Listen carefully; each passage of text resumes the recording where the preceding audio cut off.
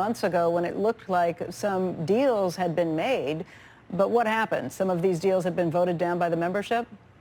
Well, first of all, good morning. Thank you for having me. And where we stand right now is that we've had 8 of 12 unions fully ratify the agreements that were made with union leaders in September, 9 of 13 contracts overall. The 4 of those unions did not ratify when they put their agreements out for vote. And so we continue discussions with those unions to see if we can identify a voluntary agreement moving forward. But we are on a finite timeline, and the clock is ticking on this. And so we're very focused on taking every step necessary to avoid a work stoppage. What's the deadline? The deadline's December 9th. And those 4 unions that did not ratify, if they go on strike, if there's a work stoppage, do the other unions follow suit and not cross the picket lines? Well, certainly that's historic precedent that a union will honor a lawful picket line, and that's why it's so important that we work to ensure that no work stoppage will occur, because frankly that's not good for our customers, it's not good for our employees, it's not good for the economy, a $2 billion hit a day. And so we've been very clear from day one that a work stoppage is not in anyone's interest, and something that increasingly likely Congress may need to intervene under the Railway Labor Act.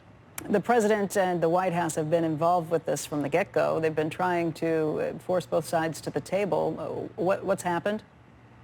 Well, certainly the administration deserves a lot of credit in getting us as far as we've come. They were very integral in keeping the parties together in September to get the 12 tentative agreements we got with every union. We're pleased that, again, we've got a majority, we've got a pattern of agreements that have been ratified, and these are historic agreements. 24% wage increases that will result in average compensation and benefits of $160,000 a year. And so that's why it's important we get these done. Our workers deserve the compensation. They work hard, 24/7 industry, and they deliver America's freight every day and do it safely. So we're pleased that we've gotten 2/3 of the contracts ratified, and look forward to finding a path forward for those remaining unions. Yeah, the numbers are pretty astounding just in terms of the bonuses that are being paid out, the increases that are being guaranteed. But it's my understanding that the biggest problem that the union members who have not signed off have is just the problem with precision railroading. Precision railroading was something that Hunter Harrison kind of evolutionized. We followed it since back in the early 90s, and it definitely makes it easier for the companies. You need fewer workers to do these things, but the workers have complained that it's not as safe. You have very long railroad trains that are coming through, and that it makes their lives pretty untenable, that they can't schedule doctor's appointments, that they can't go to some of these things. Is there any idea from the railroad companies themselves that they will find maybe a kinder, gentler precision railroading for the future? Well, certainly our employees deserve all the credit in the world for keeping America's freight moving and doing it safely. Our safety numbers as an industry are the best they've ever been, and we're always marching towards a goal of 0 incidents, and our employees are front and center responsible for that.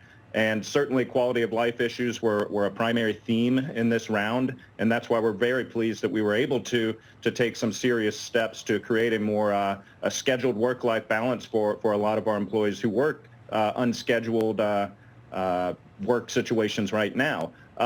Certainly we'll continue to be at the table with those unions that have not yet ratified, but the key issue is that we do have a clear pattern of ratified agreements. And so we're prepared and have been prepared to reach additional agreements within the value framework of what was agreed to in September. And absent that, we'll look for potentially Congress to need to intervene, as it historically has. Congress was prepared to act in September. Senators Burr and Wicker showed leadership in the Senate, prepared to move legislation. The White House has been clear. Secretary Walsh has been clear that legislation will be necessary absent agreements. And the clock is ticking on this. So we're working hard to make sure we avoid a work stoppage. So Secretary Walsh in the administration, the Secretary of Labor, has told you that if there isn't a deal reached, Congress will act and make sure that these workers are back at it so there is no strike? Well, again, a work stoppage is not in anyone's interest, and historically Congress has intervened, and that's something that if it comes down to it, that we'll look to ensure happens again. Because but what have you heard from the administration? Just because the administration doesn't want to see this happen, but this is also Joe Biden has said he's the friendliest union president in history. Do you think he'll actually push his administration and push Congress to go ahead and force them to not have a work stoppage? What have well, they I think told you? that's why it's been so important that the administration's been engaged from the get-go. President Biden publicly supported the agreements we met in September, and they've been clear that a work stoppage is not a viable outcome, and we certainly agree with them on that. And the administration remains fully engaged in this process as we've been moving through it. All right, Ian, thank you. We hope that there is not a stoppage come December 9th. Hope both sides can find an agreement, but we do appreciate the update. Thank you very much. Have a good day. You too. Coming up, Apple shares under pressure as unrest in China grows.